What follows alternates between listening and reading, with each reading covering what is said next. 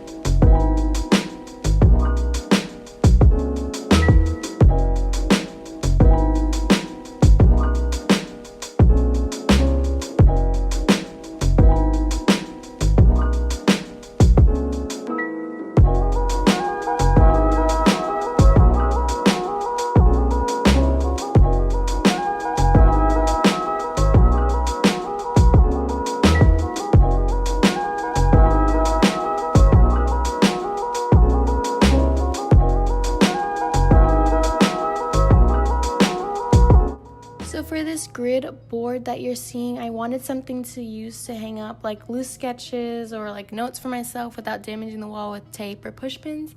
So I just took these CNC grids that I got from Amazon and some zip ties to connect them together. And to hang up everything, I use little mini clothespins from Walmart. And I think this looks much cuter than like a push board. What are those things called? A bulletin board would have looked, and it matches the room a lot better.